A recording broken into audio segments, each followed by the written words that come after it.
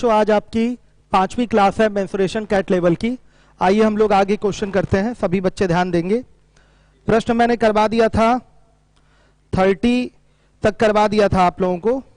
उसके बाद आइए अब 31 नंबर का क्वेश्चन देखिए। हर एक बच्चा अपनी शीट में क्वेश्चन देखेगा, मैं क्वेश्चन पढ़ रहा हूं, ध्यान से देखिएगा। PQRS एक समांतर चतुर्भुज है तथा उसका क्षेत्रफल 300 सेंटीमीटर स्क्वायर है। भुजा PQ को X तक इस प्रकार बढ़ाया गया है कि PQ बराबर QX है। यदि एक्सेस QR को Y पर काटता है तो त्रिभुज SYR का क्षेत्रफल क्या होगा। छोटा सा सवाल है, ओरल क्वेश्चन है, हर एक बच्चा ध्यान दे, हर एक बच्चा ध्यान देगा जिम्मेदारी के साथ। 31 नंबर का क्वेश्चन है, देखिएगा। एक पैरेललोग्राम बना लीजिए, नाम है इसका PQRS।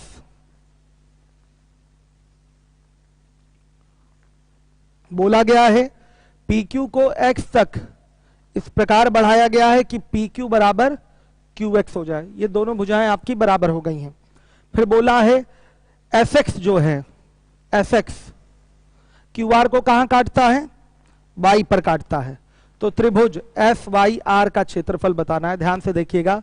SYR का क्षेत्रफल, इसका एरिया बताना है। मान लिया ये X है, इसका एरिया बताना है, ध्यान से देखिएगा। हर एक बच्चा देखे बच्चों, अगर आप इसको यहां से मिला देंगे तो एक त्रिभुज बनेगा PYS, और PYS का जो क्षेत्रफल होगा, हर एक बच्चा ध्यान दे, PYS का जो क्षेत्रफल होगा पूरे क्षेत्रफल का, सॉरी बच्चों ध्यान दीजिएगा, जो PYS का क्षेत्रफल होगा समांतर चतुर्भुज के क्षेत्रफल का आधा होगा। ये चीज आप जानते हैं, ये ज्योमेट्री का क्वेश्चन है, मेंसुरेशन का क्वेश्चन नहीं है। कोई भी आपका पैरेललोग्राम है, आप इस तरीके से एक भुजा को आधार लेकर एक त्रिभुज बना दे रहे हैं जो सामने वाली भुजा पर उसका शीर्ष पहुंच रहा है, तो इस त्रिभुज का क्षेत्रफल इस पैरेललोग्राम के क्षेत्रफल का आधा होता है। क्यों होता है आपको पता है। पैरेललोग्राम का एरिया जो होगा बेस इंटू हाइट होगा, और इस त्रिभुज का जो क्षेत्रफल होगा वो 1/2 बेस इंटू हाइट होगा। बेस दोनों का सेम हो जाएगा, हाइट भी दोनों की क्या होगी, सेम होगी। ध्यान से सुन लीजिएगा हर एक बच्चा। इसलिए इस त्रिभुज का क्षेत्रफल इस समांतर चतुर्भुज के क्षेत्रफल का आधा होगा। तो बच्चे त्रिभुज PYS का जो क्षेत्रफल होगा, समांतर चतुर्भुज या पैरेललोग्राम ऐसे लिख सकते हैं, PQRS के क्षेत्रफल का हाफ होगा। आज गर्मी बहुत लग रही है, हाँ फैन चला दीजिए। इसका एरिया दिया हुआ है 300, 300/2 यानी कि बच्चों ये 150। ध्यान दीजिएगा, ये आपका 150 हो जाएगा। तो शेष भाग का क्षेत्रफल क्या होगा,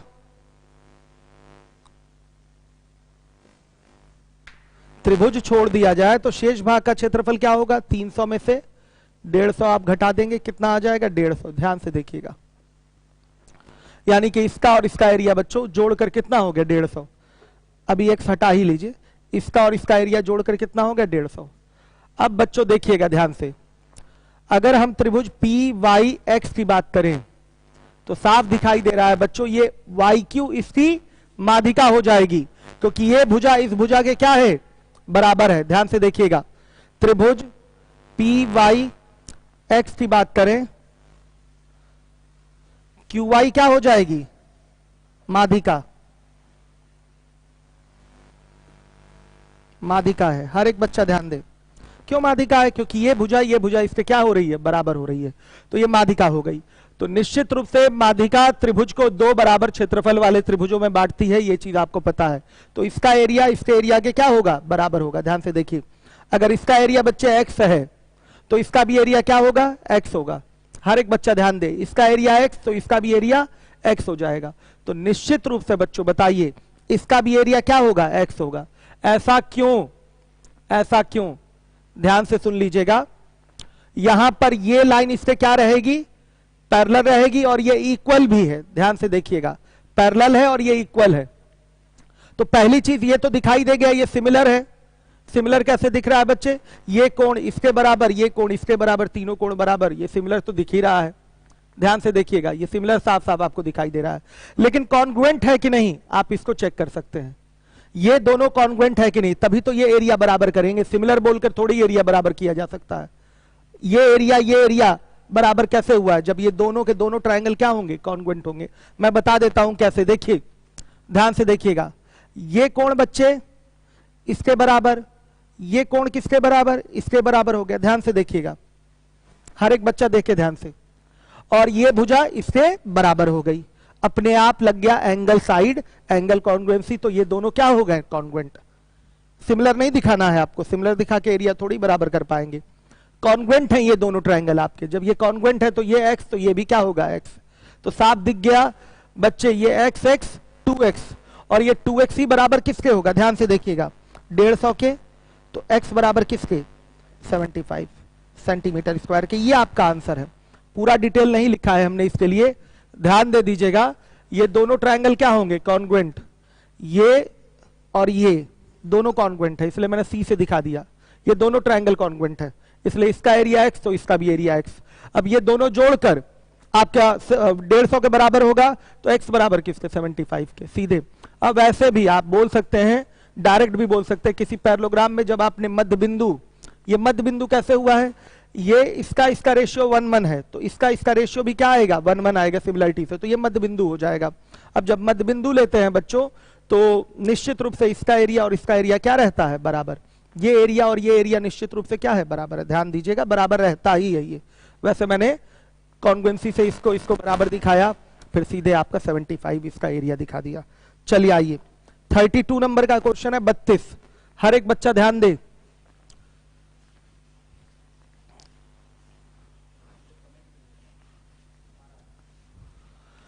हर एक बच्चा ध्यान दे। 32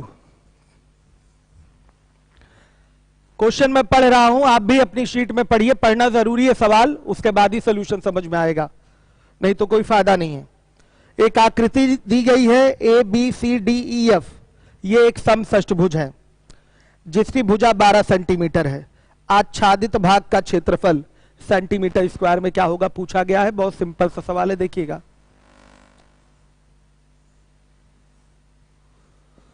हर एक बच्चा ध्यान दे। ये इससे यहां जुड़ा हुआ है, ये B है, C है, A है, F, E और ये D है।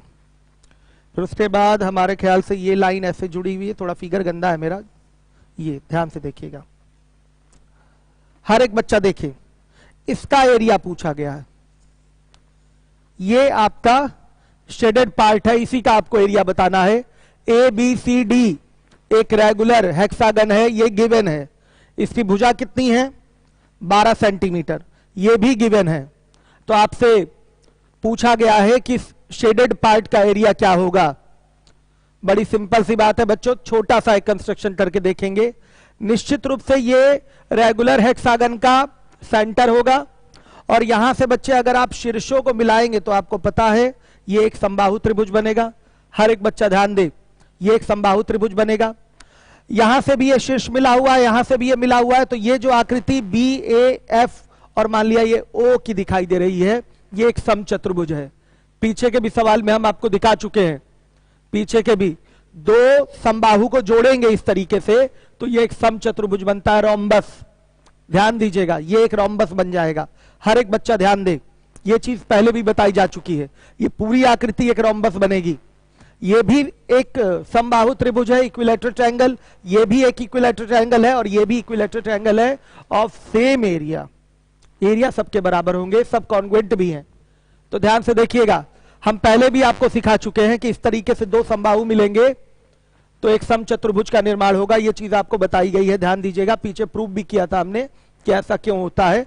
अब देखिए, जब ये समचतुर्भुज है तो इसका जो एरिया होगा, पूरे के एरिया का क्या होगा? चौथाई होगा। हर एक बच्चा ध्यान दे। या इस समबाहु त्रिभुज की बात करें, इसका एरिया दोनों बराबर, या इस छायांकित भाग का एरिया हम कह सकते हैं इस एक समबाहु त्रिभुज के क्षेत्रफल का क्या होगा? आधा। इसका एरिया जो होगा एक समबाहु त्रिभुज, ये पूरा एक समबाहु त्रिभुज है, इसके एरिया का क्या होगा? आधा होगा। ये रिजल्ट हम कैसे पहुंचे इस रिजल्ट तक, ध्यान दीजिएगा। हमने इसको बोला एक समचतुर्भुज, ध्यान से देखिए, और हम जानते हैं समचतुर्भुज में विकर्णों के काटने से समचतुर्भुज 4 बराबर क्षेत्रफल वाले समकोण त्रिभुजों में विभाजित हो जाता है, यानी कि इन चारों के एरिया बराबर हैं। इन दो का एरिया अगर देखा जाए, ध्यान से देखिएगा, अगर इन दो का एरिया देखा जाए बच्चों, तो इन दो का एरिया एक समबाहु त्रिभुज के एरिया के बराबर है। ध्यान से देखिए, इन दो का एरिया एक समबाहु त्रिभुज के एरिया के बराबर है। तो इस एक पार्ट का एरिया क्या होगा, इस समबाहु त्रिभुज के एरिया का आधा होगा। मतलब जो छायांकित भाग है, आच्छादित भाग है, शेडेड पार्ट है, उसका एरिया, ध्यान से देखिएगा, एक समबाहु प्लस आधा समबाहु, एक समबाहु प्लस आधा समबाहु, यानी कि 1.5 समबाहु के एरिया के क्या होगा, बराबर होगा। हर एक बच्चा ध्यान दे, तो लिखेंगे आच्छादित भाग का क्षेत्रफल,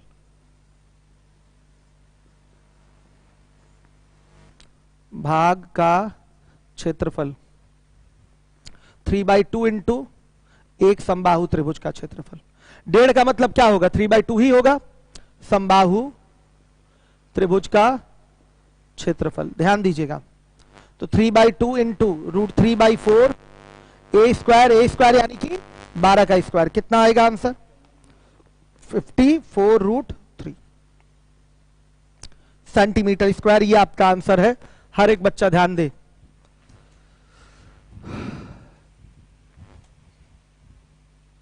हर एक बच्चा ध्यान दे। अब 15 तारीख से जो क्लास आप लोग की चलेगी उसमें शीट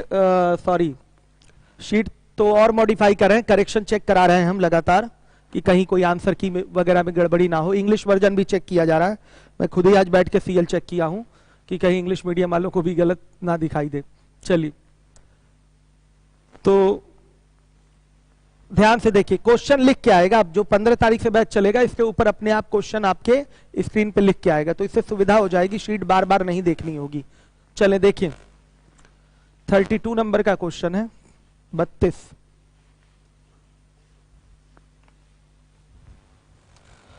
हो गया, सॉरी 33। हर एक बच्चा ध्यान दे, जैसा कि आकृति में दर्शाया गया है, ए बी सी डी तीनों वृत्तों के केंद्रों से गुजरती है। ए बी बराबर दे रखा है 2 सेंटीमीटर तथा सी डी बराबर दे रखा है 1 सेंटीमीटर। यदि मध्य वृत्त का क्षेत्रफल शेष दोनों वृत्तों के क्षेत्रफल का औसत है, तो बीसी की लंबाई क्या होगी। एकदम आसान है, सिंपल सा क्वेश्चन है, ध्यान से देखिएगा। ये एक सर्कल दे रखा है और इसके अंदर 2 सर्कल और बना रखा है इस तरीके से, और बोल रखा है कि जो ए बी सी और डी है इनके सेंटर से होके गुजर रहा है। सेंटर नहीं है ये किसी का, ए बी सी डी केंद्र नहीं है किसी वृत्त का। हाँ, ये है कि इनके केंद्रों से होकर ये पूरी line A B C D वाली गुजरेगी। ध्यान से देखिएगा, बोला गया है कि ए बी सी डी जो ये लाइन है इनके केंद्रों से गुजर रही है। ए बी बराबर दे रखा है बच्चे 2, सी डी बराबर दे रखा है 1, बी सी मांगा है तो बी सी की वैल्यू हम मान लेंगे x है। ध्यान से देखिए, फिर बोला गया है कि ये जो बीच वाला मध्य वाला वृत्त है इसका क्षेत्रफल शेष दोनों वृत्तों के क्षेत्रफलों के औसत के बराबर है। ये आपके क्वेश्चन में बोल रखा है। भाषा क्या लिखा हुआ है, यदि मध्य वृत्त का क्षेत्रफल शेष दोनों वृत्तों के क्षेत्रफलों का औसत है तो बीसी की लंबाई क्या होगी। तो सुन लीजिएगा, एरिया निकालना है तो रेडियस पता होनी चाहिए, एरिया निकालना है तो रेडियस पता होनी चाहिए। तो लिखेंगे छोटे, डिटेल करना पड़ेगा, छोटे वृत्त की त्रिज्या। सबको पता है क्या होगा छोटे वृत्त की त्रिज्या, 2/2 यानी कि 1। मध्य वृत्त की त्रिज्या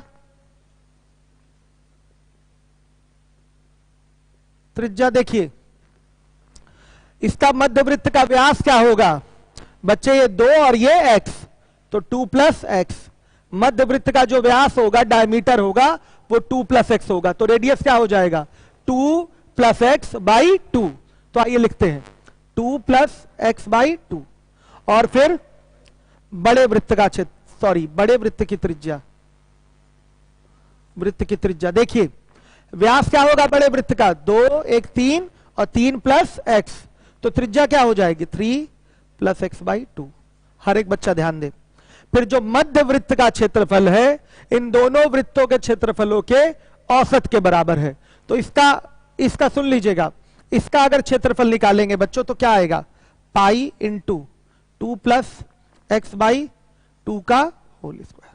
ये बराबर किसके होगा, इसका एरिया पाई इंटू 1 का square plus 3 plus x by 2 का होल स्क्वायर बाई क्या बच्चों 2। ध्यान से देखिए ये आएगा, आपको लग रहा है, ये आपको लग रहा है, सॉरी पाई यहां से कॉमन ले लेंगे तो पाई से पाई तो पहले ही कैंसिल हो गया, ध्यान दीजिएगा पाई कॉमन ले लिया था, पहले ही दोनों के लिए लिख लिया था, पाई से पाई बच्चों ये कैंसिल हो गया। ध्यान से देखिएगा सबका, ध्यान से देख लीजिए, इसके कैलकुलेशन में जब कैलकुलेट करेंगे, बहुत सिंपल कैलकुलेशन मैं कर नहीं रहा हूं, आपका जो इक्वेशन बनेगा वो इक्वेशन क्या होगा, क्वाड्रेटिक टाइप का बनेगा बच्चों। तो x square minus 2x minus 5 equal to 0, यह आपका इक्वेशन बनेगा। इसको जब हल करेंगे तो आप इसके लिए कौन सी विधि लगा लेंगे बच्चों बताइए, छिद्राचार लगा लीजिए। तो फिर जब x बराबर निकालेंगे तो क्या आएगा, कितना आ रहा है टोटल,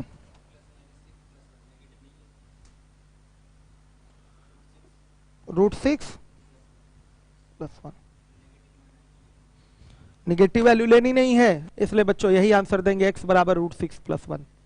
ठीक है, होता है ना फॉर्मूला, x बराबर minus b plus minus under root b square minus 4ac upon, ये फॉर्मेट होता है, आप इसका प्रयोग कर सकते हैं। हर एक बच्चा ध्यान दे, इस तरीके से एक छोटा सा सवाल है, आप आराम से कैलकुलेट कर सकते हैं। ये इक्वेशन बनेगा, उसके बाद x का मान आ जाएगा इस पैटर्न से।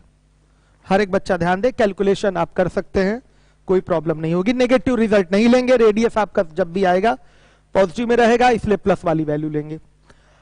हर एक बच्चा ध्यान दे, समझ में आया होगा सबको। अब इसके बाद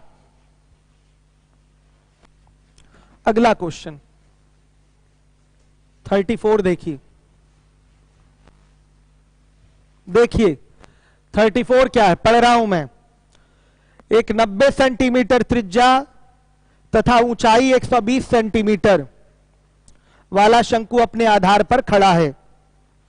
इसे आधार के समांतर दो कटावों से 3 भागों में इस प्रकार काटा जाता है कि तीनों भागों की ऊंचाई ऊपर से नीचे की ओर का अनुपात 1, 2, 3 का हो। मध्य भाग का टोटल सरफेस एरिया क्या होगा, ये आपसे पूछा। क्या, कितना नहीं आ रहा है, क्या बच्चा क्या कह रहा है? हाँ मैं कर दे रहा हूं। देखिए इसके पहले वाला क्वेश्चन जो है आपका 33, मैं समीकरण खुद ही बना देता हूं, ध्यान से देखिएगा। यहां आया था पाई इंटू एक्स प्लस 2/2 का होल स्क्वायर बराबर, यह आ गया बच्चों पाई कॉमन ले लिए आप, 1 का square plus 3 plus x by 2 का होल स्क्वायर बटा 2। ध्यान से देखिएगा। अब देखिए बच्चों 2 इधर ट्रांसफर कर लीजिए तो 2 ब्रैकेट में x प्लस 2 का होल स्क्वायर बाई 4 हो गया। ध्यान से देखिए, और ये हो जाएगा बच्चों, ये हो जाएगा आपका 4 प्लस 3 प्लस एक्स का होल स्क्वायर बाई 4। 4 से 4 कैंसिल, ध्यान से देख लीजिए। अब यहां पर आप ब्रेक करिए इसको, तो यह आएगा बच्चों 2 ब्रैकेट में एक्स स्क्वायर प्लस 4 और प्लस 2x, और ये आ जाएगा आपका 4 प्लस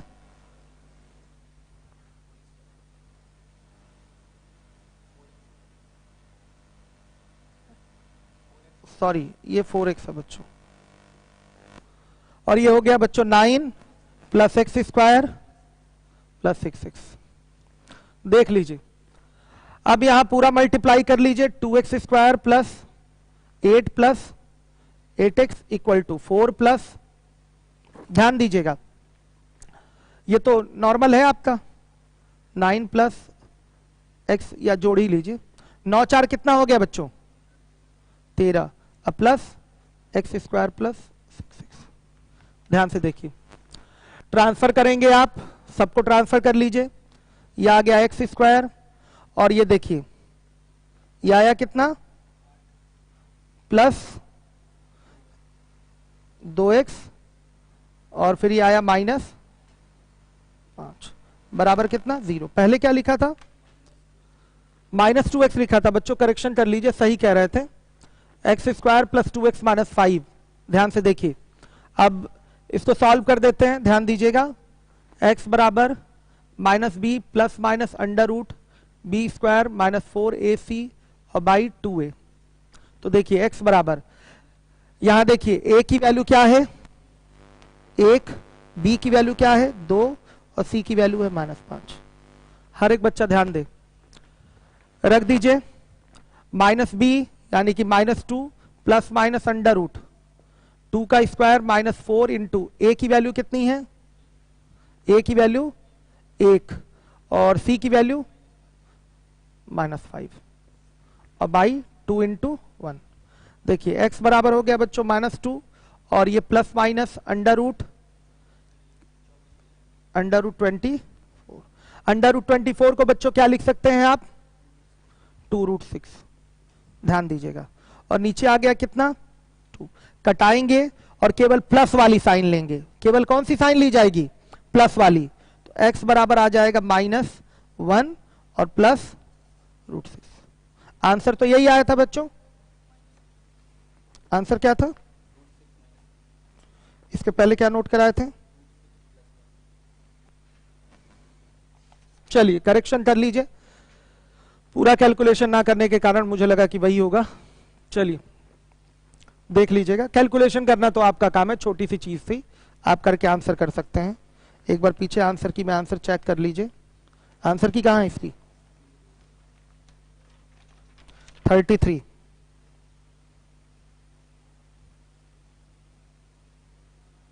ठीक है बच्चों, सही है, लीवोलन पे बच्चे ने सही रिप्लाई किया था, लगा के बैठा था लग रहा है। चले देखें, इसके बाद है आपका अगला क्वेश्चन। आगे का बच्चे अगला क्वेश्चन देखिएगा 34, बहुत सिंपल सा सवाल है, मुझे दोबारा से पढ़ना पड़ेगा, ध्यान से देखिएगा। इस सवाल में कैलकुलेशन एरर हो गई थी, मतलब किया नहीं था मैंने पहले कैलकुलेशन, इस कारण से कहीं मिस्टेक रह गया। आगे देखिए 34, आंसर करेक्ट कर लीजिएगा, आंसर उसका √6 - 1 है। अब देखिए 34, एक 90 सेंटीमीटर त्रिज्या तथा ऊंचाई 120 सेंटीमीटर वाला शंकु अपने आधार पर खड़ा है। इसे आधार के समांतर 2 कटाव से 3 भागों में इस प्रकार काटा जाता है कि तीनों भागों की ऊंचाई ऊपर से नीचे की ओर उसका अनुपात 1, 2, 3 का हो। मध्य भाग का कुल पृष्ठीय क्षेत्रफल। देखिए 34, एग्जाम में ऐसा सवाल आएगा तुरंत आप डर जाएंगे कि पूरा लगाना पड़ेगा। नहीं बच्चों, कभी कभार आप कुछ आपका भाग अच्छा रहे तो कभी कभार, हमेशा नहीं। जैसे टीयर 2 में एक ही सेट में 2 क्वेश्चन ऐसे आ गए जो सीधे, आप जानते हैं कि कोई भी मेंसुरेशन का फॉर्मूला वॉल्यूम निकालने का है, चाहे बेलन का है उसमें भी पाई रहता है, शंकु है उसमें भी पाई रहता है, चाहे पृष्ठीय क्षेत्रफल निकालें उसमें भी पाई का मल्टीप्लीकेशन रहता ही है, चाहे संपूर्ण पृष्ठीय क्षेत्रफल निकालें तो सब में फॉर्मूले में आपने देखा होगा, सब में पाई के साथ ही फॉर्मूला बना होगा। और पाई की वैल्यू क्या होती है 22/7। तो बच्चों देखिए 22/7 मतलब जो भी आंसर होगा वो माना जा सकता है कि वो 11 का क्या होगा मल्टीपल होगा। जो भी आंसर होगा वो क्या होगा 11 का मल्टीपल होगा। ये बहुत रेयर केस में ये चीज आपको दिखाई देती है, जैसे कि इस क्वेश्चन में आपके दिखाई दे जाएगा। संपूर्ण पृष्ठीय क्षेत्रफल पूछा है 14,600, बी वाला है 16,500, सी वाला है 18,500 और डी वाला है 17,800। देखिए टोटल सरफेस एरिया का आप फॉर्मूला जो बनाएंगे उसमें पाई का यूज होगा, और अगर पाई का यूज है इसका मतलब 22/7 का मल्टीप्लाई हो रहा है, मतलब आंसर जो भी होगा वो 11 का मल्टीपल होगा। ये आप दिमाग में इस बात को रखिएगा, बहुत कम ही ऐसा देखने को मिलता है कि 11 के मल्टीपल पे आपका आंसर सही चेक हो जाए, वो अलग चीज है। एग्जाम में बहुत कम ही दिखता है, लेकिन ये मेथड आप जानिए, इस चीज को जानिए। जिस भी फॉर्मूले में पाई है तो उसका जो आंसर होगा वो पाई यानी कि 22/2 से मल्टीप्लाई होके ही आया होगा, यानी कि आंसर जो होगा वो 11 का क्या होगा, मल्टीपल होगा। अब टोटल सरफेस एरिया के लिए 4 ऑप्शन दिए गए हैं, देख लेंगे हम यहां पर कि कौन 11 का मल्टीपल है, वही हमारा क्या होगा, आंसर होगा। डायरेक्ट ऐसे आप आंसर कर देंगे। देखिए 11 से विभाजिता तो जानते होंगे आप लोग, 11 से विभाजिता आपको आता होगा। ऑल्टरनेट टर्म्स का सम का डिफरेंस 0 हो या 11 से डिविजिबल हो, ये आपकी संख्या फिर 11 से विभाजित होने लगेगी। तो 6 1 7, 7 में से 4 गया बच्चों 3 नहीं कटेगा, 5 1 6, 6 में से 6 गया 0 आ गया, यानी कि ये संख्या 11 से विभाजित होने वाली है। ये देखिए 5 1 6, 6 8 का अंतर 2 आया, ये संख्या आपकी 11 से विभाजित होने वाली नहीं है। 8 1 9, 9 7 का अंतर 2 आया। बच्चे ये भी संख्या आपकी 11 से विभाजित होने वाली नहीं है। तो केवल अकेले एक ऑप्शन मिला बी वाला, अकेले एक ऑप्शन दिखाई दे रहा है बी वाला, तो बिना क्वेश्चन सॉल्व किए आपने आंसर दे दिया। ये मेथड बच्चों मैं फिर से बता दूं, मैक्सिमम सवालों में 11 मल्टीपल देखने से काम नहीं चल पाता है जो आपके एग्जाम में पूछा जाता है, लेकिन फिर भी ये मेथड है, ये भी एग्जाम का क्वेश्चन हो तो गया 11 के मल्टीपल को ही चेक करने से। तो ये भी बहुत अच्छा तरीका है, दिमाग में आप रखिएगा। कोई जरूरी नहीं है कि एक सवाल पे ये मेथड अप्लाई ही हो, अलग अलग सवाल अलग अलग सिस्टम बनता है उसका, उसी हिसाब से आपको काम करना है। समझदार हैं आप, समझ जाएंगे। क्या है 34 लीवोलन पे ये कॉन्सेप्ट पूछा गया है। चलिए अब लास्ट में इसको डिस्कस करेंगे ये कॉन्सेप्ट। आगे देखिए, पहले बेसिक समझिए। ये कोई कॉन्सेप्ट विशेष है थोड़ी, ये बस एक आंसर पकड़ने का एक शॉर्ट टेक्निक है, एक ट्रिक है जिससे आप कुछ क्वेश्चन में आंसर पकड़ सकते हैं। ये कोई कॉन्सेप्ट नहीं बताया मैंने, इसका एक ट्रिक है बच्चों, बस लास्ट में डिस्कस कर देंगे 2 मिनट में। आइए पहले क्वेश्चन को मेनली सॉल्व करते हैं। एक आपका, हर एक बच्चा ध्यान दे, लीवोलन वाले एकदम एक्टिव हैं, चलिए ध्यान से देखिए।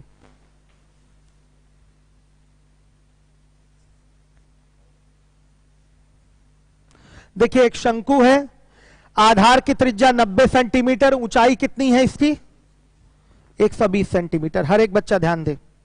इसे आधार के समांतर 2 कटाव से 3 भाग में काटा जाता है और तीनों भागों की ऊंचाइयों का अनुपात 1 2 3 है। 1 2 और ये 3। ध्यान से देखिए इस तरीके से कटेगा बच्चे, ये 1 ये 2 तो ये 3।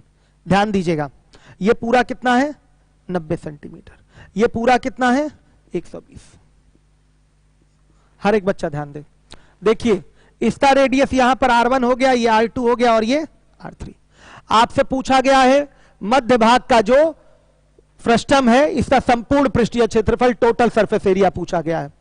तो बच्चों इस फ्रस्टम का टोटल सरफेस एरिया निकालने के लिए आपको R1 और R2 पता होना चाहिए, H पता होना चाहिए, तब जाकर आप L निकाल पाएंगे, तब जाकर आप L निकालेंगे और L निकालने के बाद ही इसका लेटरल सरफेस एरिया आएगा और फिर दोनों बेस के एरिया को आप क्या करेंगे, बेस एरिया और टॉप के एरिया को जोड़ देंगे तो टोटल सरफेस एरिया आ जाएगा। तो सबसे पहला काम क्या है यहां पर, R1 R2 और H निकालना, इसका R1 R2 और H निकालना। ध्यान से देखिएगा बच्चे, ये रेशियो में देखा जाए तो 1 है, H1 बराबर क्या है 1।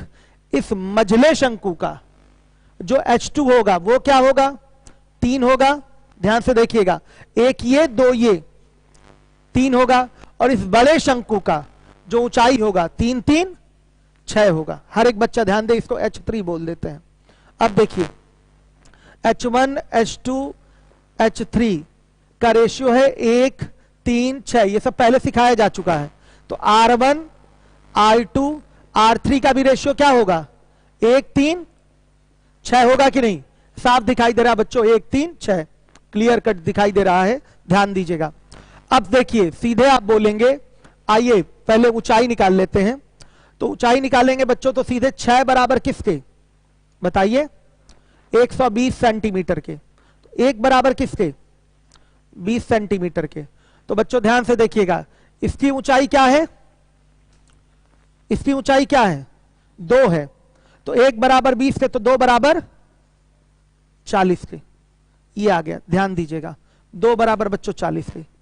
ये फ्रस्टम की जो बीच में जो फ्रस्टम है, मध्य भाग है, मध्य वाला टुकड़ा है, ये फ्रस्टम है, शंकु छिन्नक है, इसकी ऊंचाई आ गई 40। कैसे किया है देखिए, पूरी ऊंचाई रेशियो में 6 है और रियल में कितना है 120, तो 6 बराबर 120 थे, तो 1 बराबर 20 थे, तो 2 बराबर किसके 40 थे। ये आपका आंसर आ जाएगा ऊंचाई का। अब देखिए रेडियस की बात करें, R1 और R2 की। चलिए बच्चों ध्यान दीजिएगा, यहां पर R3 की वैल्यू जो है वो 90 है और R3 का रेशियो क्या है 6, तो 6 बराबर किसके होगा 90 के, तो 1 बराबर 15 के। ध्यान दीजिएगा, तो बच्चों R1 की वैल्यू 1 ही थी, तो R1 की वैल्यू 1 थी रेशियो में, और R2 की वैल्यू रेशियो में क्या है, R2 की वैल्यू रेशियो में 3 है, तो 1 बराबर किसके आ गया 15 के, और 3 बराबर किसके 45 के। हर एक बच्चा ध्यान दे। अब हमें चाहिए L, ये चाहिए L, तो L बराबर आएगा अंडर रूट, ध्यान दीजिएगा, h स्क्वायर या h2 का स्क्वायर, h2 नहीं h ही रखिए, h का स्क्वायर प्लस क्या होगा बच्चों R2 माइनस R1 का होल स्क्वायर। यही तो होता है फॉर्मूला L का, हर एक बच्चा ध्यान देगा। तो L बराबर क्या हो जाएगा अंडर रूट 40 का स्क्वायर प्लस 45 माइनस 15, ये सब पहले से आप जानते हैं। तो L बराबर कितना आया 50, लीजिए इतना काम हो गया। L पता है, R1 पता है, R2 पता है, तो टोटल सरफेस एरिया नहीं निकाल लेंगे, बड़े आराम से टोटल सरफेस एरिया आ जाएगा। ध्यान से देखिए, मैं लिख रहा हूं फॉर्मूला TSA के लिए, ऊपर दिखाई दे रहा है कि नहीं बताइए, ये दिखेगा, पूरा बोर्ड दिख रहा है, पता नहीं दिखेगा कि नहीं, मिटा देता हूं। चलिए मैं इसको मिटा रहा हूं बच्चों, मध्य भाग का TSA, बताइए बच्चों क्या हो जाएगा, पाई R1 प्लस, सॉरी ध्यान दीजिएगा बच्चों, पाई R1 plus R2 into L, और प्लस क्या होगा पाई R1 का स्क्वायर प्लस पाई R2 का स्क्वायर। ये आपका फॉर्मूला बनेगा मध्य भाग का TSA, ये फॉर्मूला बनेगा, इसी में आपको वैल्यू रखनी है। आपने देखा TSA के फॉर्मूले में पूरा पाई आया है, पाई बच्चों कॉमन ले लेंगे 22/7, और ये ब्रैकेट में R1 R2 की वैल्यू क्या हो जाएगी वो बताइए। R1 की वैल्यू कितनी है 15, R2 की वैल्यू क्या है 45, और इंटू L की वैल्यू क्या है 50, और प्लस 15 का स्क्वायर प्लस 45 का स्क्वायर। देख लीजिए हल करेंगे बच्चों तो आएगा 16,500, हल करने पर यही आएगा, कर लीजिएगा रूम पे बैठ के। ध्यान से देखिए, अब मेरे लीवोलन के स्टूडेंट ने पूछा है कि 11 के मल्टीपल वाला कॉन्सेप्ट बता दीजिए। तो देखिए बच्चे, यहां फिगर में आपको दिखाई दे रहा है पाई सब में है, पाई को कॉमन ले लिया यानी कि 22/7 को कॉमन ले लिया। अब देखिए कटने वाली चीज नीचे से ये ऊपर कटता है, नीचे कहीं 11 है नहीं, नीचे कहीं भी 11 है नहीं। तो ध्यान दीजिएगा, जो भी आपका आंसर होगा निश्चित रूप से वो 22 के मल्टीपल में होगा। तो 22 का मल्टीपल बोलने की जरूरत नहीं होती है, आप केवल 11 का मल्टीपल बोलेंगे। हमेशा जब भी बोलेंगे कोई संख्या अगर 22 से कट रही है तो 11 से कटेगी, तो केवल हम यहां 11 का मल्टीपल चेक करते हैं। तो जो भी आंसर आएगा, जो भी ये पूरा आंसर आएगा 11 मल्टीप्लाई करने के बाद ही आएगा। तो डायरेक्ट बच्चे अगर क्वेश्चन हिट हो जा रहा है हमारा इस तरीके से, ऑप्शन देख के पता चल जा रहा है कि हमारा यही ऑप्शन अकेले केवल 11 का मल्टीपल है, तो हमारा वही आंसर है। सब में नहीं लगता, पता चला कई ऑप्शन में 11 का मल्टीपल दे दिया तो वहां नहीं कर पाएंगे ऐसे। तो ये ट्रिक प्रयोग की जाती है 11 के मल्टीपल वाली, आप देख ही रहे हैं। अब लीवोलन वाला बालक समझ भी गया होगा बात को, पूरा डिटेल सॉल्विंग के बाद दिखाई दे रहा है कि ये जो भी आंसर आएगा वो निश्चित रूप से 22 में 11 है तो 11 का मल्टीपल होगा। तो 11 के मल्टीपल में बच्चों डायरेक्ट ऑप्शन भी देखा जा सकता है कि केवल 11 के मल्टीपल में ऑप्शन बी है, तो यही आंसर सही होगा। समझ में आ गया उनको लीवोलन पे? हर एक बच्चा ध्यान दे।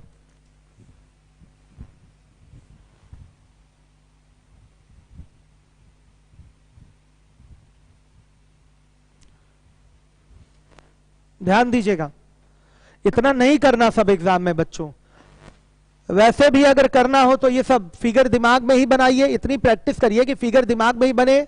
बेसिक भी करना है तो रेशियो वाली चीज मन ही मन कर लें, R1 R2 मन ही मन निकाल लें, ऊंचाई मन में ही आ जाए। फिर डायरेक्ट करना हो तो केवल इतना करें। अगर डायरेक्ट आंसर नहीं मिल रहा है तो भी पूरा डिटेल नहीं, वो तो डिटेल हमने समझाने के लिए लिखा है, डायरेक्ट हम कर देते तो समझ में ना आता, इसलिए एक एक चीज फिगर वगैरह बना के आपको मैंने बताया है। चलिए देखिए, इसके बाद है, हर एक बच्चा ध्यान देगा, क्वेश्चन है 35 नंबर का। एक बेलन का वक्र पृष्ठीय क्षेत्रफल 594 सेंटीमीटर स्क्वायर है तथा उसका आयतन 1336.5 सेंटीमीटर क्यूब है। बेलन की ऊंचाई, ये नॉर्मल सा क्वेश्चन है, कैलकुलेशन है केवल इसमें। आप लिख सकते हैं pi r square h, pi r square h by 2 pi r h बराबर लिखा जा सकता है 1336.5 और बटा में 594। ध्यान से देखिए, अगर आपको लगता है कि ये दशमलव में है तो बच्चे 2 इधर जाके मल्टीप्लाई हो जाएगा, तो सीधे सीधे दिखाई दे रहा है वो दुगना हो जाएगा, तो अपने आप आपका दशमलव हट जाएगा। कैलकुलेशन में आप ये काम कर सकते हैं। तो बताइए यहां से आपका बच्चों आर बराबर क्या आएगा, 4.5 या 9/2, ये आप बोल सकते हैं आर बराबर आ गया 9/2। किसी में भी रख दीजिए आर की वैल्यू, एच की वैल्यू आ जाएगी 2 × 22/7 और इंटू आर की वैल्यू आई है 9/2 इंटू एच इक्वल टू क्या है 594। कितना आ रहा है, एच बराबर 21 सेंटीमीटर। ये बच्चों आपका आंसर है, हर एक बच्चा ध्यान देगा।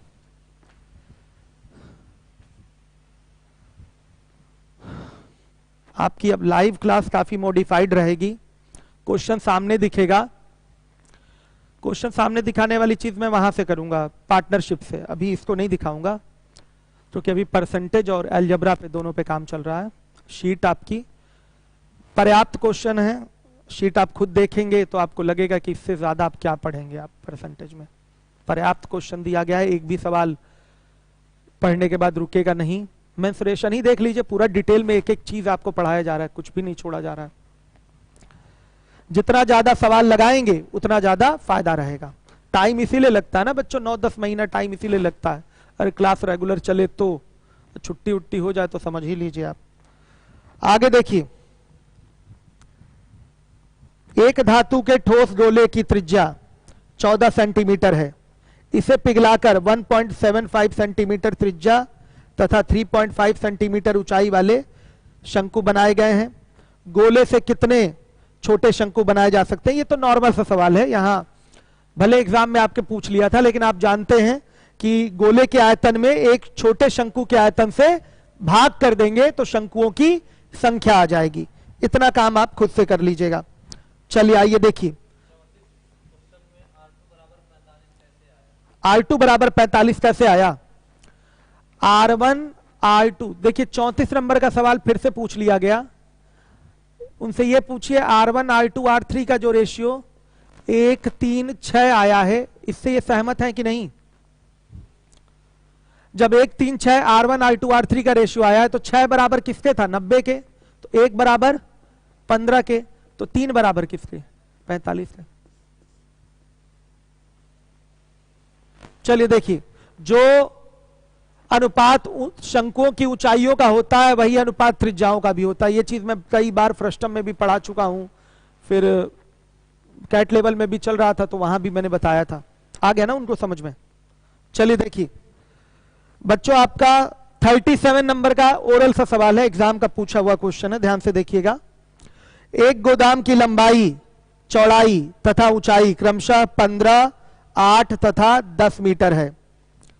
यह 1500 बोरे रखने के लिए प्रयोग होता है। ध्यान से सुनिएगा। यदि गोदाम की सभी बीमाओं को दुगना कर दिया जाए तो इस गोदाम में रखे जाने वाले बोरों की संख्या क्या होगी? हर एक बच्चा ध्यान दे। एक तरीका बेसिक सा क्या है, देखिए पहले नोट मत करिएगा कुछ भी। बीमा 15 है, 8 है, 10 है, तो कितना रख पा रहे हैं? 1500 बोरे रख पा रहे हैं। बीमा 30 हो गई, 16 हो गई और कितना 20 हो गई। तो कितने बोरे रखेंगे, ये पूछा गया है। ओरल सा सवाल है। वैसे देखिए कई लोग इसको क्या करेंगे, कई लोग क्या करते हैं, एक बोरे का निकालते हैं आयतन।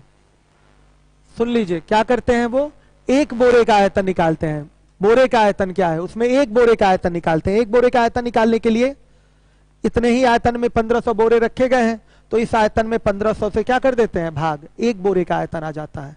फिर अब इस नई बीमा से गोदाम का नया आयतन निकालते हैं। कुछ लोग ऐसे करते हैं जो कि लंदी हो जाता है, समय बर्बाद होता है, लेकिन ये भी तो एक कॉन्सेप्ट है ही, ये भी तो एक कॉन्सेप्ट है, गलत तो कॉन्सेप्ट है नहीं।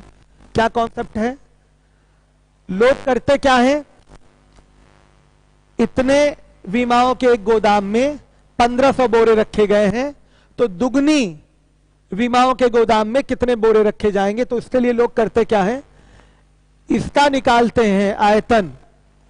इतने ही आयतन में 1500 बोरे रखे गए हैं, तो एक बोरे का आयतन क्या होगा, इस आयतन में इससे क्या कर दिया जाएगा भाग। मान लिया कुछ आ गया x, भाग देने पे मान लिया एक बोरे का आयतन आ गया x। अब इस बोरों ऐसे ही बोरों को इस गोदाम में रखना है जिसकी बीमा ये है, तो इस गोदाम के आयतन में इसे एक बोरे के आयतन से भाग कर देते हैं, संख्या निकल आती है। इतना नहीं करना बच्चों, ये सब नहीं करना। आप साफ देख रहे हैं यहां बीमा 1 1 1 है, तो यहां क्या हो गई 2 2 2, तो यहां का आयतन अगर 1 आएगा, सुन लीजिए, यहां का आयतन अगर 1 आएगा तो यहां का आयतन क्या आएगा 8।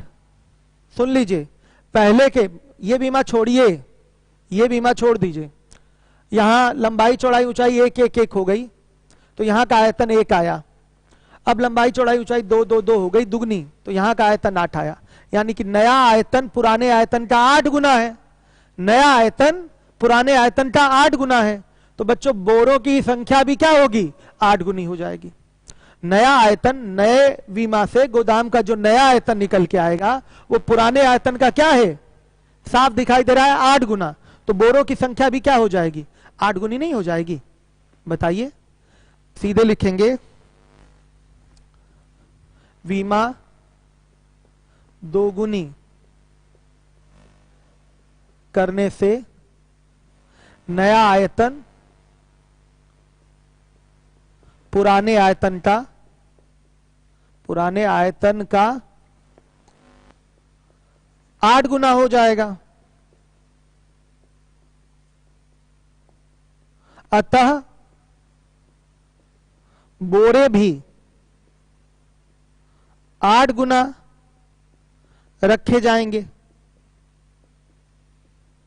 ध्यान दीजिएगा, बोरे भी 8 गुना रखे जाएंगे। भाई पहले आयतन 1 था, 1 पे 1500 बोरे रखे थे, अब आयतन 8 हो गया, 8 गुना, तो 8 पे कितना रखेंगे, 8 गुना रखेंगे कि नहीं। तो बोरों की संख्या क्या हो जाएगी बच्चे, 1500 गुणे 8 कितना आ गया, 12000 बोरे। ये आंसर है, ऐसे ओरल आंसर किया जाएगा। बाबू दीपक कुमार, ये पहला कोई मेथड फर्जी था ना बाबू, मैंने बोला था। लोगों के मन में ये विचार आता है और ये विचार गलत भी नहीं है, लेकिन समय की बर्बादी है ना। जब साफ दिखाई दे रहा है कि पहले आयतन 1 था, जब बीमाएं दुगनी हो गई तो अब आयतन 8 होगा कि नहीं। कितनी सिंपल सी बात है, अगर किसी भी घनाभ के बीमाओं को दुगना कर दे रहे हैं तो उसका आयतन पहले का 8 गुना हो जाएगा, मतलब वो 8 गुना अब नया आयतन हो गया, तो बच्चों अब उसमें बोरों की संख्या क्या हो जाएगी, पहले वाले की 8 गुनी हो जाएगी। सिंपल सी बात है, क्लास 10th का बच्चा बड़े आराम से इस चीज को बताएगा। मेंस्ट्रुएशन तो 10th लेवल तक ही होती है आप लोगों की, ये 10th स्टैंडर्ड की चीजें हैं जो आपको पढ़ाई जा रही हैं, और आप 10th स्टैंडर्ड से आगे निकल चुके हैं। कोई बीए कर रहा है, कोई बीएससी कर रहा है, कोई एमएससी कर रहा है, तो सबका लेवल 10th स्टैंडर्ड से बहुत आगे निकल चुका है। तो मुझे पूरी उम्मीद है, जिम्मेदारी के साथ इसको समझिए। आप खुद सोचिए, इंटरमीडिएट के लिए आपने जितनी मेहनत की थी उसका आप 25% भी अपने भविष्य निर्माण नौकरी के लिए नहीं करते हैं। ध्यान दीजिएगा, इंटरमीडिएट में बच्चा जितना पढ़ता है उसका 25% भी तैयारी के लिए नहीं पढ़ता है। अगर आप पढ़ें बच्चों इंटरमीडिएट की तरह ही, तो 1 साल के अंदर नौकरी आपको मिल ही जाएगी। इंटरमीडिएट का बच्चा आप लोगों से ज्यादा मेहनत करता है, आप लोगों ने भी अपने टाइम पे किया है। नकल का सिस्टम तो वो अलग चीज है, किसी को मिल गया नकल तो उसका तो बेस ही खराब हो जाता है। लेकिन आप लोगों ने इंटरमीडिएट में अगर पढ़ा होगा तो आप देख रहे होंगे बहुत मेहनत की होगी। 6 मैथ के paper, physics, chemistry, English, Hindi, कितने कितने पेपर रहते हैं, सोचिए कितनी मेहनत आप लोग करते हैं उसमें। एक ही साल में तो इंटर क्वालिफाई 11 हो गया, फिर 12, तो बच्चों एक ही साल का तो समय मिलता है आपको क्वालिफाई करने के लिए। मेहनत करिए, जिम्मेदारी से अभी भी पढ़िए, आराम से, बहुत आराम से 1 साल के अंदर सिलेक्शन हो जाएगा। अगर इंटर वाला जुनून, इंटर वाला पागलपन आपके अंदर आ गया तो ये लेवल आपके लेवल की चीज ही नहीं है, ये सब हाई स्कूल की चीज है। मेंसुरेशन हाई स्कूल के बाहर थोड़ी होता है, हाई स्कूल तक ही तो मेंसुरेशन होता है। मैंने हाई स्कूल तक ही पढ़ा है, उसके बाद आज तक जीवन में मेंसुरेशन पढ़ने की जरूरत नहीं पड़ी, और आज तक कोई क्वेश्चन एक भी रुका भी नहीं मेरा, आज तक कोई क्वेश्चन नहीं रुका। चलिए, कहीं कैलकुलेशन मिस्टेक हो जाए, वो आंसर गड़बड़ हो जाए, वो अलग चीज है। कॉन्सेप्ट वाइज आज तक कोई क्वेश्चन नहीं छूटा मेंसुरेशन का। आप भी ध्यान देंगे, बहुत सिंपल होता है मेंसुरेशन। आप एक बार पढ़ लेंगे तो दोबारा आपको भी दोहराने की जरूरत नहीं पड़ेगी, कॉन्सेप्ट दिमाग में बैठ जाए बस। आइए चलिए देखिए, अब इसके बाद है 38 नंबर का सवाल, 38। हर एक बच्चा ध्यान दे।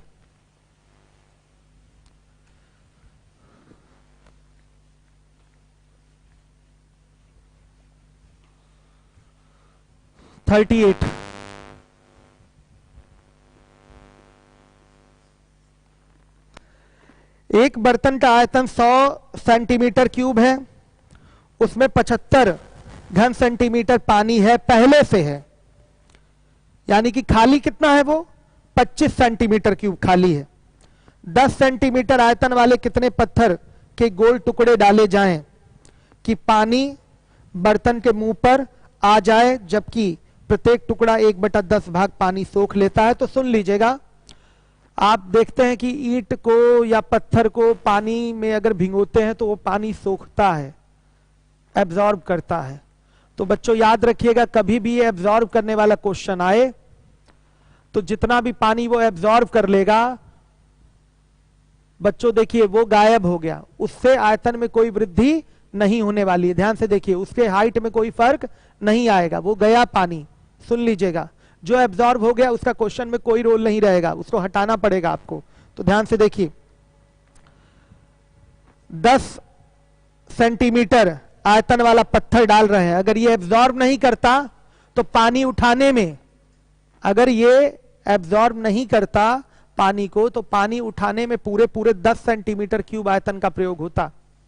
ध्यान से सुन लीजिएगा, 10 सेंटीमीटर क्यूब आयतन का प्रयोग होता अगर ये पानी एब्जॉर्ब नहीं करता। लेकिन ये प्रत्येक टुकड़ा 1/10 भाग पानी सोख लेता है, तो 1/10 भाग पानी किसका सोखेगा? अपने वॉल्यूम का। अपने वॉल्यूम का 1/10 भाग पानी सोख लेगा। ध्यान से सुन लीजिएगा, अपने वॉल्यूम का 1/10 भाग पानी ये सोख लेगा। तो पूरा पूरा 10 सेंटीमीटर क्यूब पानी बढ़ाने में यूज नहीं किया जाएगा। 10 का 1/10 कितना होता है? 1। तो 1 को क्या कर देंगे? माइनस।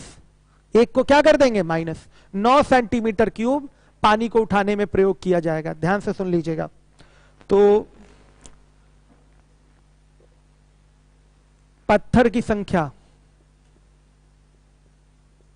हर एक बच्चा ध्यान दे, क्या करेंगे? शेष आयतन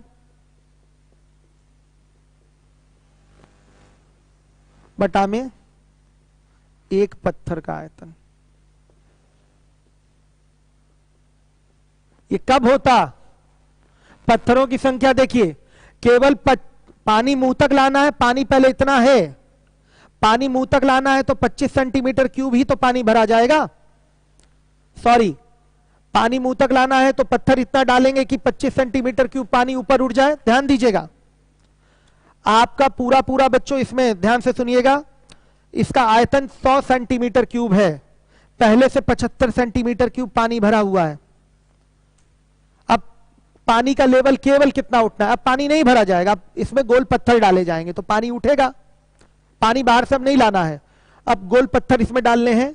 तो बच्चों इस तरीके से गोल पत्थर डाला जाएगा, पानी पूरा उठ के 25 सेंटीमीटर क्यूब आपका ऊपर आ जाए।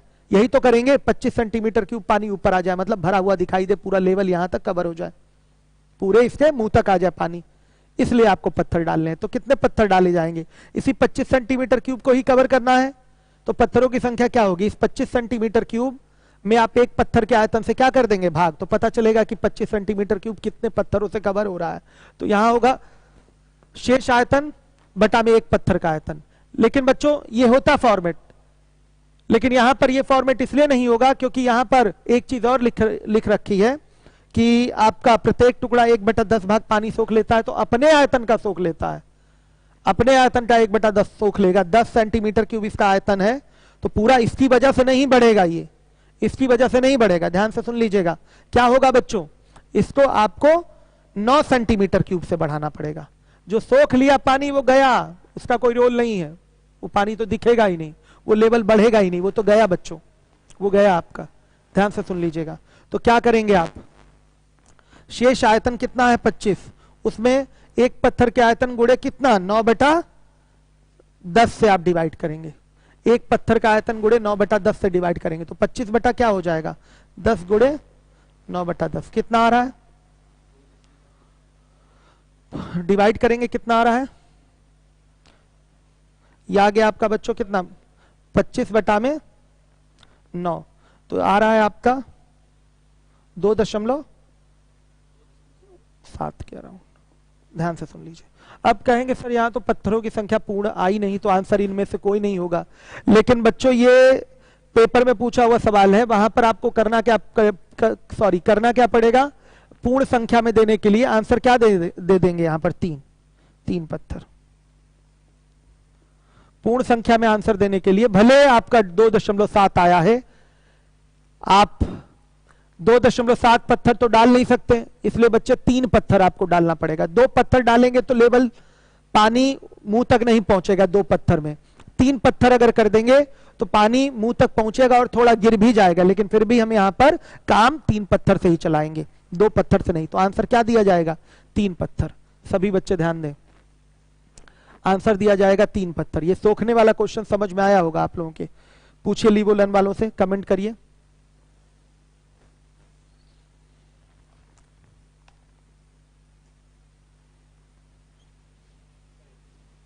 आ गया ना, चलिए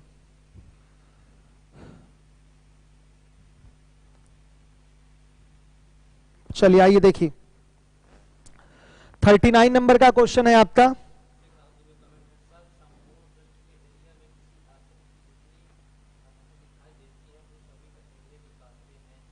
हाँ सबको, संपूर्ण लीवोलन वाला जो स्टूडेंट है, राहुल नाम है, राहुल सुन लीजिए, संपूर्ण पृष्ठ का क्षेत्रफल जितनी सतहें दिखेंगी सबका एरिया होगा। संपूर्ण का मतलब ही हो गया टोटल आपको निकालना है, जो जो दिखेगा सबका एरिया। आइए देखिए 39 नंबर का सवाल है। 80 मीटर लंबा 60 मीटर चौड़ा तालाब इतना खोदना है कि निकली हुई मिट्टी 8000 घन मीटर हो, जबकि खुदने से मिट्टी का आयतन उसके आयतन का 1/9 भाग बढ़ जाता है। जो गहराई खोदनी होगी वह है, तो सुन लीजिएगा,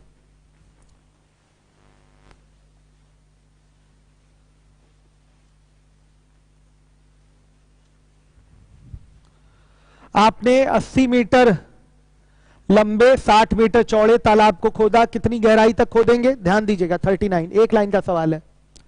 80 मीटर लंबे 60 मीटर चौड़े तालाब को कितना खोदे हैं, मान लिया h मीटर गहराई तक खोदे हैं, और इससे जो मिट्टी निकाले हैं उसका आयतन दिख रहा है 8000 मीटर क्यूब। तो ये किसके बराबर होगा 8000 मीटर क्यूब के। लेकिन ये बात गलत हो गई यहां।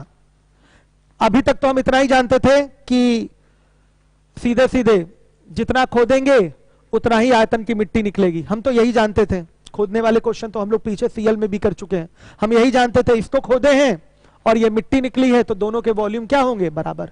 भाई ये जो मिट्टी खोद कर निकाली गई है इसी गड्ढे से निकाली गई है, तो गड्ढे का आयतन और इस मिट्टी का आयतन क्या होगा बराबर होगा। अभी तक हम लोग ये जानते हैं और ये सही भी रहता है, सही भी बात है। लेकिन इस क्वेश्चन के लिए यहां ये बात सही नहीं होगी, क्योंकि बोला गया है आगे कि बच्चे खुदने से मिट्टी का आयतन उसके आयतन का 1/9 भाग बढ़ जाता है। सुन लीजिएगा, जितना भी आयतन रहा होगा उससे 1/9 बढ़ गया है। ये 8000 जो वैल्यू है वो 1/9 बढ़ाकर है। यहां पर जो गड्ढा खोदे हैं उससे जो मिट्टी निकली है उस मिट्टी का ये आयतन नहीं है, उससे ये 1/9 ज्यादा है, उससे ये 1/9 ज्यादा है। ध्यान से सुन लीजिएगा, उससे ये 1/9 बच्चों ज्यादा है। हर एक बच्चा ध्यान देगा।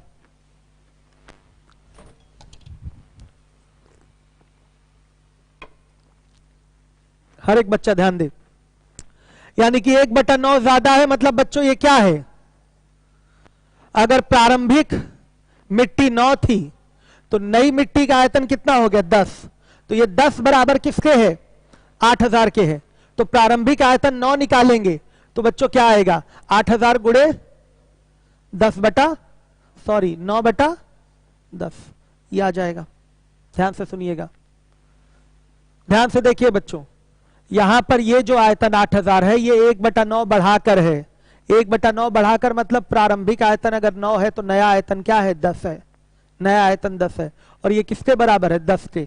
तो 10 बराबर 8000 के, तो प्रारंभिक आयतन 9 बराबर किसके होगा? 8000/10 गुणे 9 के। तो सीधे 9/10 से क्या कर दीजिए? गुणा।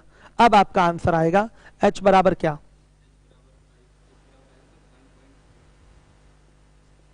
ये आंसर होगा।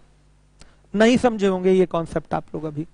अभी तक तो हमने यही सिखाया था कि गड्ढे का आयतन बराबर मिट्टी का आयतन, यानी कि सीधे सीधे हो जाता 80 गुणे 60 गुणे h बराबर 8000 के। लेकिन सवाल में आपके आगे क्या लिखा है कि खोदने से मिट्टी का आयतन बढ़ा है। कितना बढ़ा है? अपने आयतन का 1/9 भाग बढ़ा है। अपने आयतन का 1/9 भाग बढ़ा है। तो 8000 अगर आपका आयतन दिया हुआ है तो ये बढ़ के दिया गया है। 8000 अगर आयतन दिया गया है तो ये बढ़ के दिया गया है। तो बच्चों पुराना आयतन तो रखना पड़ेगा ना आपको, जो रियल जो मिट्टी खुदी है वो वाला वॉल्यूम इस गड्ढे के वॉल्यूम के बराबर होता है। तो पुराना वाला आयतन क्या होगा? मिट्टी का जो रियल आयतन है वो क्या होगा बताइएगा? मिट्टी भुरभुरी हो जाएगी ना बच्चे, थोड़ा आयतन बढ़ जाता है। तो ध्यान से सुनिएगा, 1/9 बढ़ा है मतलब पुराना आयतन 9, तो नया आयतन क्या? 10। नया आयतन 10, तो 10 बराबर 8000 के। तो बच्चों 9 बराबर 8000/10 गुणे 9 के। तो सीधे 9/10 से क्या हो गया? गुणा। सीधे 9/10 से गुणा हो गया। समझिएगा ये बात। तो h बराबर कैलकुलेट होके आ रहा है 1.5 मीटर। ये आपका आंसर है। ये मेंसुरेशन कैट लेवल चल रहा है आपका। एक एक सवाल जिम्मेदारी के साथ आप लोग लगाते रहिए।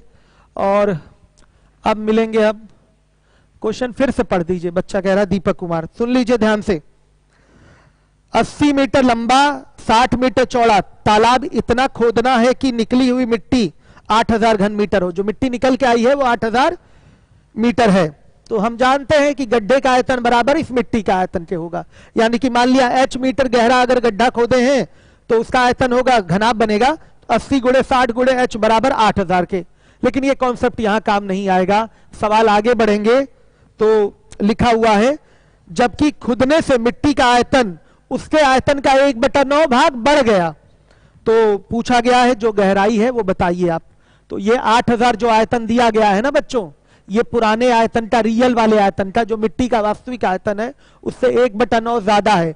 यानी कि 1/9 भिन्न में दिया गया, 1/9 ज्यादा है। तो प्रारंभिक अगर रियल वाला मिट्टी का आयतन 9 है तो नया आयतन बढ़ के कितना होगा? 10। और ये वैल्यू 8000 जो है वो किसके बराबर है? 10 के। तो 10 बराबर 8000 के, तो वो वास्तविक आयतन 9 बराबर किसके होगा? 8000 गुणे 9/10 के। तो गड्ढे का रियल जो आयतन होगा मिट्टी के वास्तविक आयतन के क्या होगा? बराबर होगा। और इस तरीके से h बराबर आ गया 1.5 मीटर। उम्मीद है सबको समझ में आया होगा। अंकुश सिंह यादव क्या पूछे sir? I card, Aadhaar card लेके मिला लीजिए, नहीं तो सिविल लाइन बुला लीजिए सर, लेकिन हम लोगों को लिवो लोन पर जोड़ दीजिए। हाँ बाबू देखिए, मजबूरी है हमारी, हजारों बच्चे हैं, हम नहीं जोड़ पाएंगे। 2-4 बच्चों की बात होती तो मैं जोड़ लेता। अगर एक को सुविधा दूंगा अंकुश आपको तो सबको देना पड़ेगा। मैं पहले प्रयास किया कि सारे बच्चे पढ़ लें, लेकिन संभव नहीं है। लीवलन पे उतने बच्चे संभाले नहीं जाएंगे तो प्रॉब्लम हो जाएगी। एक के चक्कर में सब ने जिनको पढ़ना है वो भी नहीं पढ़ पाएंगे। और चूंकि लॉकडाउन है थोड़ा संतोष रखिए, कुछ भी आपका छूटेगा नहीं। आप सिविल लाइंस के स्टूडेंट है, मैं तो सिविल लाइंस में पढ़ाऊंगा ही, मैं एक एक चीज पढ़ाऊंगा, कुछ भी किसी का नहीं छूटने वाला है। हाँ थोड़ा टाइम की वजह से आपका लॉस होगा, समय बर्बाद हो रहा है। 2 महीना 2.5 महीना कब कोचिंग खुलेगी कोई भरोसा नहीं है। यूट्यूब पे संभव है नहीं सारे टॉपिक्स पढ़ाना, और यूट्यूब पे बच्चे सीरियस भी नहीं होते। जब पेमेंट किए होते हैं ना बच्चे तो सीरियस रहते हैं। फ्री वाली चीज वो आते हैं देख के चले जाते हैं, चलो बाद में देखेंगे। तो वही पेमेंट करके अगर बैठेंगे बच्चे, बहुत फीस कम रखी गई है इसीलिए कि किसी को प्रॉब्लम ना हो, आराम से बच्चे पढ़ सकें। तो लीवोलन वाली समस्या बच्चे हम दूर नहीं कर पाएंगे, लीवोलन पे आप लोग पढ़ा नहीं पाएंगे, आप लोग सिविल लाइंस में ही आके पढ़िए। लीवोलन मतलब मेरा वो प्लेटफॉर्म नहीं है, मैं भी किसी दूसरे के प्लेटफॉर्म पे पढ़ाता हूँ, ठीक है, तो उनकी टर्म्स कंडीशन क्या है उसको मुझे फॉलो करना होता है, तो मैं सबको नहीं पढ़ा पाऊंगा उस पर, ठीक है। फीस तो कम करवा ही दी मैंने कि भार पड़े, लेकिन थोड़ा थोड़ा रिलैक्सेशन मिले, थोड़ा हल्का भार पड़े। चलिए फिर मिलते हैं बच्चों हम लोग 7 बजे, रेशियो प्रोपोर्शन आज कंप्लीट होगा। अभी तो हम आप लोगों को पार्टनरशिप यहीं यूट्यूब पे ही पढ़ाएंगे, क्यों परेशान हो रहे हैं।